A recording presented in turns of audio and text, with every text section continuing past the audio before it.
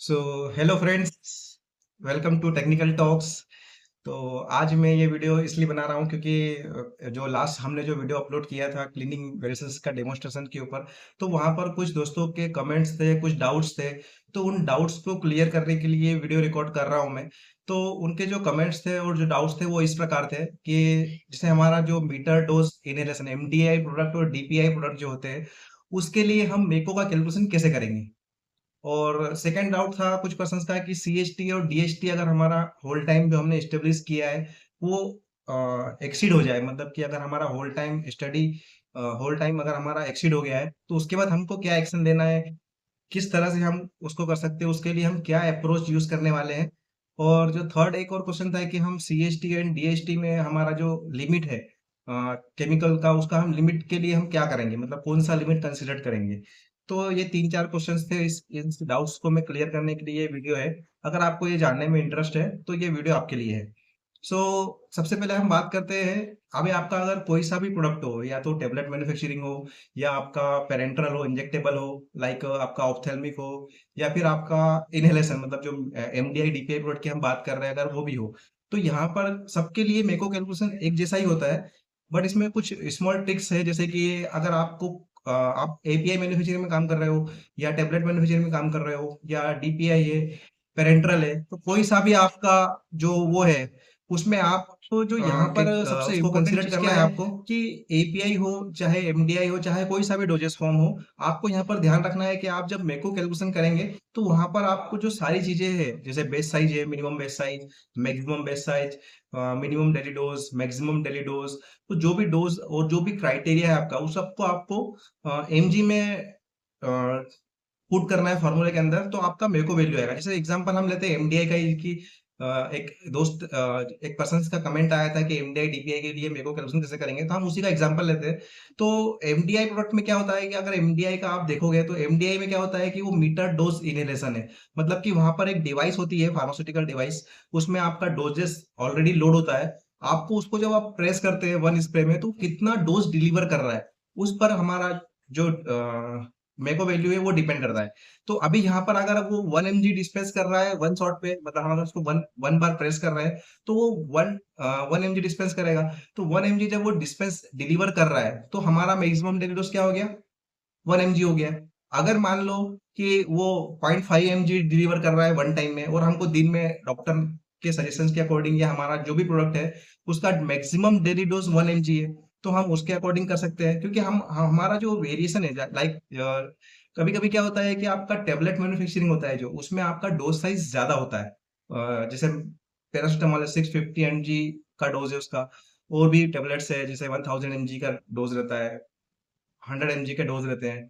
तो उसमें क्या रहता है कि आपका डोज का क्वांटिटी ज्यादा होता है, क्योंकि वो ओरल कर रहा है, उसका जो सेफ्टी होता है वो भी थोड़ा as compare to parental dose उसमें कम होता है। और अगर हम उसका मैन्युफैक्चरिंग फैसिलिटी के बारे में बात करें, तो मैन्युफैक्चरिंग जो फैसिलिटी होता है टेबलेट्स का, वो थोड़ा लेस स्ट्रिंजेंट होता है as compare to the parental, as compare to the inhalation. अब जैसे इनहेलेशन है, वो हमारा सबसे हाईएस्ट रिस्क वाला डोज है, क्योंकि वहां पर आपका डायरेक्टली आप कुछ भी इनहेल करते हैं, आपको इमीडिएट वो इम्पेक्ट करता है। तो वहां पर आपका जो डोज होता है वो माइक्रोग्राम में होता है। तो अगर जैसे डॉक्टर हमारा जो डोज है, डिवाइस है, अगर डिवाइस हम जो भी प्रोडक्ट बना रहे हैं, उसका जो मैक्सिमम डोज है, मतलब कि पर्सन को दिन में 3 बार उसको डिवाइस को इनहेल करना है, मतलब 3 बार प्रेस करना है।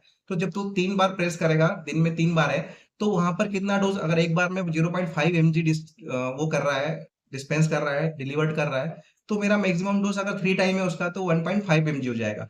तो मुझे वहां पर जो कैलकुलेशन करना है मेको का, उसमें मुझे केवल डोज इन एमजी, मतलब अगर नंबर्स में नहीं ले सकता, जैसे वेब टेबलेट है, टेबलेट मैन्युफैक्चरिंग में क्या होता है कि हम नंबर्स में डोज ले लेते हैं, तो वहां पर हमारा जो कैलकुलेशन का क्राइटेरिया है वो अलग हो जाता है। लेकिन मैं यहाँ पर एक आपको हार्मोनाइज वे बता रहा हूँ कि आपको जो भी कैलकुलेशन करना है वो एमजी में कर लो, आपके बेस साइज को एमजी में कन्वर्ट कर लो, ठीक है, तो आपको कोई प्रॉब्लम नहीं होगी, वहां पर नंबर ऑफ डोजेस की प्रॉब्लम नहीं होगी। क्योंकि नंबर ऑफ डोजेस डिपेंड क्या करता है, कितना वो एक बार में डिस्पेंस कर रहा है। अभी सपोज एक डिवाइस ऐसा है जो उसको हम वन बार प्रेस करते हैं तो वो हमको 1 mg देता है, लेकिन एक डिवाइस ऐसा है जिसको हम अगर वन बार प्रेस कर रहे हैं तो हमको वो 0.5 mg डिस्पेंस करता है। तो यहाँ पर मेरा डेली का जो इनटेक कितना हो रहा है, मुझे उसको पकड़ना है। मतलब उस चीज को कंसिडर करना है। अगर मैं उस चीज को कंसिडर करता हूँ तो मुझे हर अलग अलग प्रोडक्ट के लिए मेको को अलग से कैलकुलेट करने का रिक्वायरमेंट नहीं रहेगा। ठीक है, तो ये था इस क्वेश्चन का आंसर। और मैंने इसको कमेंट में भी आंसर किया हुआ है, लेकिन वहां पर मैं ज्यादा लिख नहीं पा रहा था, कि इसलिए मैं सोचा कि इसके ऊपर वीडियो ही बना दूं। नेक्स्ट अगर आपको और भी अगर इससे रिलेटेड कुछ डाउट हो तो आप कमेंट करो, तो मैं उस पे और फर्दर आपको एक्सप्लेन कर दूंगा। और जो नेक्स्ट डाउट था कि अगर आपका डीएसटी एक्सीड हो जाए, मतलब जैसे अगर हमारा dirty equipment hold time study है वो ऑलरेडी हमने स्टेब्लिश किया है, अगर वो हमारा क्रॉस हो जाए, मतलब जैसे सपोज कि हमारा आज हमने इक्विपमेंट को क्लीन किया और हमारा dirty equipment hold time study 3 days है, अगर वो 3 डेज है, अब वो 3 डेज हमारा एक्सीड हो गया, मतलब कि मैन्युफैक्चरिंग हमारा 3 दिन तक होल्ड है, मतलब हमने उसको इक्विपमेंट को क्लीन नहीं किया, 3 दिन तक गंदा ही रह गया, अब उसको 4 डे हो गया, तो क्या अब हमारा जो स्टेब्लिश टाइम था 3 डेज का वो हमारा एक्सीड हो गया। अब हमको क्या करना है यहाँ पर, तो यहाँ पर हमको क्या करना पड़ेगा, उसको क्लीन तो करना ही है। जब क्लीन करेंगे हम उसको, तो क्लीन करने के बाद हमको उसमें एग्जॉस्टिव सैंपलिंग करना पड़ेगा, क्योंकि हमने जो स्टेब्लिश टाइम फ्रेम किया था वो एक्सीड कर गया।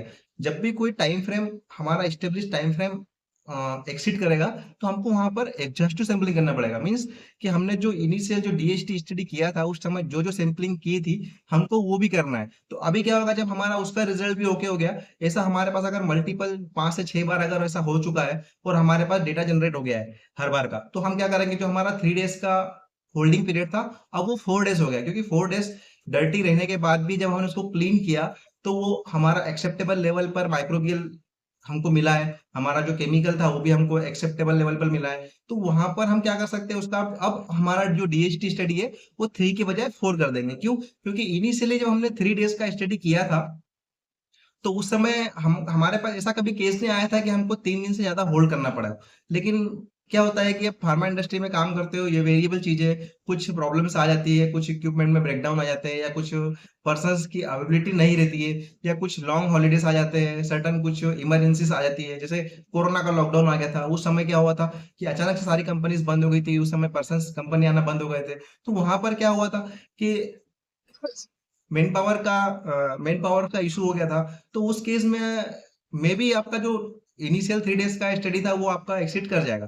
तो और अभी उसके बाद हमको कभी से जरूरत ही नहीं पड़ा कि हमको 3 दिन से ज्यादा होल्ड करना पड़ा, इसीलिए हमने उस समय 3 डेज का स्टडी किया। इसका मतलब ये नहीं है कि वो 5 डेज 6 डेज 7 डेज पर ओके नहीं होगा। अगर हम इनिशियली 5 डेज का स्टडी करते हैं तो हमने 5 डेज स्टेब्लिश किया, लेकिन वहां पर भी कंसर्न क्या है कि अगर 5 डेज के बाद एक्सीड करेगा तो 6 डेज हो जाएगा। तो अभी हमारा ये जो टाइम पीरियड है ये इंडस्ट्री टू इंडस्ट्री वेरी करता है, क्योंकि उनके पास स्टडी करने के लिए केवल 3 दिन का ही टाइम था, क्योंकि उस समय उनका प्रोडक्शन बहुत हाई था। अगर वो 8 दिन 10 दिन या 10 डेज या 20 डेज 30 डेज या 1 मंथ 2 मंथ 3 मंथ का स्टडी करते, तो उनका जो प्रोडक्शन था वो एम्पर्ड होता। प्रोडक्शन की जो प्रोडक्शन लाइन डिक्रीज हो जाती, मैन्युफैक्चरिंग उनका कम हो जाता, उनके जो कंपनी के जो प्रॉफिट्स थे वहां पर प्रॉब्लम आती। और अगर मान लो कि उस प्रोडक्ट का डिमांड हाई है तो मार्केट में जो पेशेंट है उनके लिए भी शॉर्टेज हो जाता ड्रग का। तो उस कंडीशन में क्या है कि कंपनी ने इसीलिए वो स्टडी इनिशियल में 3 दिन का किया था, लेकिन हम उसको 10 डेज तक अगर हमारा टाइम और हमारा मैन्युफैक्चरिंग फैसिलिटी हमको अलाउ करता है, मैनेजमेंट हमको अलाउ करता है कि आप 10 डेज का स्टडी कर सकते हो, 10 डेज तक आप मैन्युफैक्चरिंग को होल्ड कर सकते हो, तो दैट इज गुड। बट ऐसा नहीं है कि अगर हमने 10 डेज का स्टडी कर लिया है तो 11 डेज वो कभी एक्सीड नहीं होगा। प्रोबेबिलिटी उसका भी है कि वो भी एक्सीड हो जाएगा, लेकिन हमारे पास क्या है कि एडिशनल पहले से प्री प्लान होना चाहिए कि हमको क्या करना है, कि जैसे अगर मान लो मेरा 10 डेज का एस्टेब्लिश टाइम एक्सीड करता है, तो मुझे उसको क्या करना पड़ेगा, जब 11 डेज को मैं क्लीन करूंगा या 12 डेज को क्लीन करूंगा, तो उसको क्लीन करने के बाद मैं जो सारे टेस्टिंग जो मैंने डीएसटी के टाइम पे परफॉर्म किए थे आफ्टर क्लीनिंग, वो सारे टेस्ट परफॉर्म करूंगा। अगर उसके बाद भी मेरा रिजल्ट ओके हो, तो जब भी एक्सीड करता है ना, तो यहाँ पर बेस्ट वे है कि आपको सैम्पलिंग तो करना है, लेकिन ये पर्सनली मतलब किसी गाइडलाइन में भी नहीं लिखा है कहीं पर रिकमेंड, बट डेटा जनरेशन के लिए मैं क्या करूंगा कि जब मेरा टाइम फ्रेम एक्सीड करेगा तो मैं क्लीन करने के पहले भी सैंपल दूंगा, ताकि मैं अपनी स्टडी को फर्दर एक्सीड कर सकूं, क्योंकि फ्यूचर में ऐसा 2-3 बार होगा तो मैं अपनी स्टडी को कंक्लूड कर सकूं, मेरे पास सफिशिएंट डेटा होगा जस्टिफिकेशन के लिए। अगर कोई मुझसे ऑडिटर या इंस्पेक्टर, कोई रेगुलेटर्स अगर मुझसे पूछते भी है, तो मैं उनको ये चीज क्लियर कर दूंगा कि मैंने जब मेरा एक्सीड किया था तो एक्सीड करने के तुरंत बाद मैंने उसका टेस्टिंग किया था, तो उस समय भी मेरा माइक्रोबियल का, सपोज मेरा माइक्रोबियल का ग्रोथ कितना आया, एग्जांपल के लिए हम ले रहे हैं कि 10 माइक्रोबियल्स मुझे वहां पर मिले थे, ठीक है, 10 कॉलोनी फॉर्मिंग हुई थी वहां पर। तो 10 कॉलोनी फॉर्मिंग हुई थी, अब मैं उसको क्लीन कर रहा हूँ। तो जब मैं क्लीन कर रहा हूँ उसको 1 दिन के बाद या 2 दिन के बाद भी क्लीन कर रहा हूँ, टाइम फ्रेम एक्सीड होने के बाद, तो मुझे वो 10 से अगर रिड्यूस मिल रहा है, इसका मतलब क्या है कि मेरा क्लीनिंग प्रोसीजर इफेक्टिव है। कि 10 थे और मैंने क्लीन करने के बाद वापस चेक किया, तो मुझे वहाँ पर 0 काउंट मिला या फिर 1 मिला। तो वी कैन से कि हमारा जो क्लीनिंग प्रोसीजर है वो इफेक्टिव है, या अगर हमारा equipment dirty equipment hold time study अगर एक्सीड भी कर देगा, उसके बाद भी वो प्रोसीजर हमारा ओके। तो अभी इसके बेस पे हम क्या करेंगे, अभी भी हमारा वो एक बार एक्सीड हुआ है तो अभी हमारा 3 डेज का ही रहेगा। ऐसा मल्टीपल टाइम्स अगर हो जाए, 5 to 10 टाइम्स अगर हो जाए और आपका नंबर ऑफ डेज बढ़ते जा रहा है, तो आप क्या करो, उसको डेटा जनरेट कर लो। एक्सीड होने के टाइम पे तुरंत एक टेस्टिंग कर लो, और मतलब जस्ट क्लीनिंग के पहले एक टेस्टिंग कर लो और क्लीनिंग के बाद का मतलब सिंपल ले लो आप, टेस्टिंग नहीं, मतलब रिजल्ट तो आने में टाइम लगेगा, क्योंकि आप उसको माइक्रोबियल को इंक्यूबेशन करते हैं, तो ऑलमोस्ट 3 to 5 डेज का इंक्यूबेशन पीरियड रहता है, based on requirement, company to company vary करता है ये। तो उसके बाद हम उसको डेटा जनरेट हो जाएगा। तो ये था आपके सेकंड कमेंट, जो सेकंड डाउट था उसका आंसर था। एंड द थर्ड डाउट था कि हम सीएसटी मतलब इसमें हम क्लीनिंग जो मेको है हमारा स्वेप का लिमिट हम क्या एस्टेब्लिश कर सकते हैं। तो इसमें क्या होता है कि हम डिपेंड करता है कि हम किस तरह से हम अप्रोच फॉलो कर रहे हैं dirty and clean equipment hold time study के लिए। तो यहाँ पर जैसे मैं क्लीन इक्विपमेंट होल टाइम की स्टडी का एग्जांपल लेता हूँ, कि मैंने पर्टिकुलर 2 इक्विपमेंट के ऊपर किया है। एक इक्विपमेंट मतलब जो प्रोडक्ट मेरे जिसके ऊपर मेरा ड्राई प्रोडक्ट बनते हैं, मतलब पाउडर फॉर्म में जो बनते हैं। जैसे अगर एपीआई की बात करें तो एपीआई में आप आपका जो ब्लेंडर है वहां पर आपका ड्राई पाउडर होता है, तो उस इक्विपमेंट को मैं कंसिडर कर सकता हूँ। मेरा ट्रे ड्रायर है, ट्रे ड्रायर में भी अगर मैं उसको ड्राई प्रोडक्ट है तो मैं उसको कवर कर सकता हूँ। और कुछ जैसे सेंट्रीफ्यूज है, सेंट्रीफ्यूज में वेट मटेरियल होता है, एजिटेटेड नट फिल्टर होता है, उसके अंदर भी हमारा वेट मटेरियल होता है। फॉर्मुलेशन की बात करें तो वहां पर ग्रेन्युलेशन होता है, वेट ग्रेन्युलेशन होता है, ड्राई ग्रेन्युलेशन होता है। तो अगर हम वहां पर दोनों को वर्स्ट केस में देखें तो हमारे लिए वेट ग्रेन्युलेशन, जिसमें लास्ट स्टेज पे वाटर यूज हुआ है, हम उसको कंसीडर कर सकते हैं। ठीक है, इस तरह से मतलब वो डिपेंड करता है हम किस।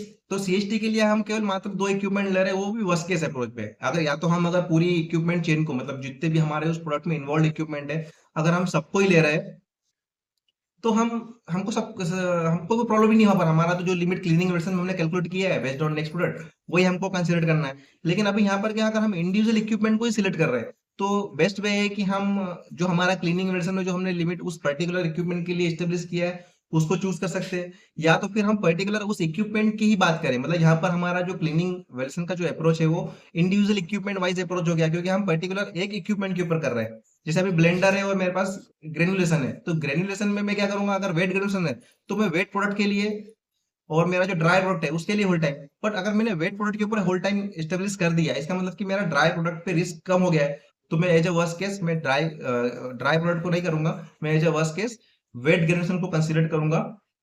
और वहां पर जैसे मेरे को सेम कैलकुलेशन करना है कि उस ग्रेजुएशन पे नेक्स्ट प्रोडक्ट कौन सा है, उसका मुझे बेस साइज लेना है। अब यहाँ पर टोटल सरफेस एरिया जो आएगा ना, हम पर्टिकुलर एक ही इक्विपमेंट का ले लेंगे जो हमारा ग्रेनुलेटर है। क्यों? क्योंकि हम individual equipment wise approach follow कर रहे हैं, मतलब उस पर्टिकुलर एक इक्विपमेंट के ऊपर कितने प्रोडक्ट बन रहे हैं। तो ये हमारा सीएसटी का अप्रोच है, CST based on the worst case approach. Otherwise अगर आप पूरी कंप्लीट आपका जो वर्स्ट प्रोडक्ट है उसके ऊपर आप सीएचटी डीएचटी कर रहे हैं, ऑलरेडी आपका एस्टेब्लिश्ड है, तो आप उसको कर सकते हो। जनरली एपीआई में क्या होता है कि इंडिविजुअल प्रोडक्ट वाइज अप्रोच होता है। वर्स्ट केस का अप्रोच एपीआई इंडस्ट्रीज नहीं फॉलो करती है, सिर्फ ये अप्रोच फॉर्मुलेशन प्लांट में ही फॉलो होता है वर्स्ट केस अप्रोच का, कि हम वहां पर प्रीवियस और नेक्स्ट दोनों वर्स्ट केस अप्रोच करते हैं। सारी इंडस्ट्रीज होती है वो next worst case approach product को फॉलो करती है, लेकिन दोनों अप्रोच सिर्फ फॉर्मुलेशन प्लांट ही फॉलो करते हैं। वहां पर भी अगर क्लीनिंग प्रोसीजर सेम है तो इनिशियली जब फॉर्मुलेशन प्लांट एस्टेब्लिश होता है, तो वहां पर जो अप्रोच होता है वो यही होता है कि हम मुझे एक ही क्लीनिंग प्रोसीजर चाहिए सारे प्रोडक्ट को क्लीन करने के लिए। उनका फर्स्ट एम ये होता है। अगर कोई प्रोडक्ट एक अलग हो रहा है तो उसके लिए फिर वो पॉसिबल नहीं हो पा रहा है एक प्रोसीजर से, तो फिर वहां पर वो दूसरा करते हैं, तो फिर वहां पर दो मेडिसिन करने की रिक्वायरमेंट होती है। तो आई होप कि आपको ये आंसर क्लियर हुआ होगा, और अगर इसके बाद भी अगर आपको कोई डाउट है तो आप प्लीज कमेंट करिए। So thank you for watching this video. और ठीक है, ये वीडियो मुझे बनाने में काफी टाइम लग गया, क्योंकि अभी कुछ पिछले एक आध महीने से मतलब काफी बिजी चल रहा था मैं, और कई सारे प्रॉब्लम्स भी थे, और शेड्यूल बहुत टाइट था, मल्टीपल वर्क चल रहे थे मेरे, तो इसलिए मैं ये चीजें वीडियो लेट आया है। ठीक है, अभी हम इसको कंटिन्यू रखेंगे, और भी आपको नेक्स्ट वीडियो में, जैसे कि हमने वो डेमोस्ट्रेशन के अंदर लास्ट छोड़ा था कहाँ पर, क्लीनिंग मेथड वैलिडेशन के ऊपर, तो अभी हम इसमें मेथड वैलिडेशन के बारे में इसके बाद जो वीडियो आएगा उसमें हम उसमें डिटेल में बात करने वाले हैं। उसके बाद आपको क्वालिटी रिस्क मैनेजमेंट कैसे बनाते हैं, डिविजन्स कैसे बनाते हैं, क्लीनिंग मेडिसिन अगर आपका एक्सीड मतलब सैंपल आपने नहीं दिया हो, तो उसका डिवीजन हो गया, तो उसका डिवीजन का इन्वेस्टिगेशन कैसे करना है, उसके लिए क्वालिटी रिस्क असेसमेंट में हमको क्या-क्या कंसीडर करना चाहिए, वो डिस्कस करेंगे। उसके बाद अगर सपोज़ आपका कोई सैंपल मिस हो गया हो, रिजल्ट फेल हो गया हो, आउट ऑफ लिमिट चला गया हो, तो उसके लिए क्या करने वाला है। तो ये कंटिन्यूअसली सीरीज में आपको हर हर चीज़ यहाँ पर मिलने वाली है। और एक सबसे इम्पोर्टेंट अनाउंसमेंट की मैं भी एक आपके लिए एक इम्पोर्टेंट बात कर रहा हूँ। मैं एक ऑटोमेटेड कैलकुलेशन शीट बना रहा हूँ मैको कैलकुलेशन के लिए। तो वो भी मैं आपके साथ शेयर करूँगा यहाँ पर नेक्स्ट वीडियो में कैसे बनाते हैं, वो शीट कैसे काम करेगी, आपको क्या-क्या मिलने वाला है। सो तब तक आप और आपसे एक रिक्वेस्ट है कि आप प्लीज़ इस चैनल को लाइक करें, शेयर करें, सब्सक्राइब करें। अगर इसमें 1000 सब्सक्राइबर हो गए, तो मैं वो सीट आपको फ्रीली जो मेरे को पर्सनल जो मैं सीट बना रहा हूँ, ऑलरेडी मैं उसपे काम कर रहा हूँ, काफ़ी दिनों से कर रहा हूँ। क्योंकि उसमें मल्टीपल चीज़ें क्योंकि आपके क्वेश्चंस नहीं आ रहे थे। जैसे अभी आपका एमडीआई, डीपीआई का भी एक क्वेश्चन आ गया। तो उसके बाद मुझे वो सीट ऑलमोस्ट मेरी रेडी हो गया था। लेकिन मैंने सोचा कि इसको और भी ऑटोमेट कर दूँ। आपका चाहे एमडीआई प्रोडक्ट हो या डीपीआई प्रोडक्ट हो या कोई सा भी हो, आपको प्रॉब्लम नहीं आएगी। फिर वहाँ पर क्या हुआ था कि मैंने इसको ऑटोमेट किया था, लेकिन अभी इक्विपमेंट वहाँ पर कभी-कभी क्या करते हैं, किसी प्रोडक्ट में इक्विपमेंट 5 इक्विपमेंट है, किसी में 10 है, किसी में 15 इक्विपमेंट इन्वॉल्वड है। तो वहाँ पर उसके लिए तो वो सारी चीज़ें कुछ क्वेश्चंस के बाद मतलब मेरे पास वो चीज़ें आई है, तो मैं भी उसको इनकॉर्पोरेट कर रहा हूँ उस एक्सेल शीट के अंदर, ताकि आपको एक परफेक्ट शीट मिल जाए। तो आप इसको ज़्यादा से ज़्यादा लोगों को शेयर करिए, आपके दोस्तों को बोलिए सब्सक्राइब करें, ठीक है? तो ये चैनल ग्रो करेगा। अगर ये चैनल ग्रो करेगा तो आपकी लर्निंग भी ग्रो करेगी, मुझे भी मोटिवेशन मिलेगा आपके लिए वीडियो कंटिन्यूअसली बनाने के लिए। ठीक है? और वो सीट मैं आपके साथ जब 1000 सब्सक्राइबर हो जाएँगे, तो वो सीट मैं आपको फ्रीली यहाँ पर लिंक दे दूँगा वीडियो के नीचे। तो thank you for watching this video.